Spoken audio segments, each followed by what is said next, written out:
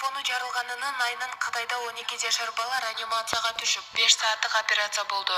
Жыйынтыгында бир көзүнөн айрылды деп жазат Daily Mail. Саламатсыздарбы достор, сиздер биздин каналда биринчилерден болуп жаткан болсоңуз, подписаться кнопкасын баса кетиңиз. Жана эң биринчилерден болуп видеолорубузду көрүңүз. Кубатталып жаткан телефонго мен Дизель соколун суnkanda күтүүсүз жарылуу болгон. Жарылуу ушунчалык күчтүү болгондуктан баланын телефондун кармаган сөмөйүн жулуп кеткен. Колунда телефондун көптөгөн майда сыныктары табылды.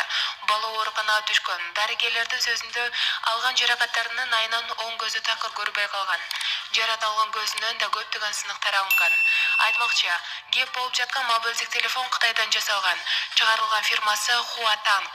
Энесинин айтканына карасак, телефонго 2 жыл болгон. Өзүнө жаңы смартфон алып, эскисин баласына берген. Дарыгерлер колунун иштеши 98% калууна келерин, бирок оң көзүнөн такыр айрылганын айтышты. Телефон менен смартфонду колдонууда кылдаттык мамиле кылышыңарды суранат элек. Ал бомбага айланбасын десеңиз, зарядталып жаткан убакта кароосуз калтырбаңыз жана көрүнгөн жерге таштабаңыз. Ошондой эле оригиналдык эмес, сапаты начар тетиктерден жана кубаттагычтардан баш тартыңыз.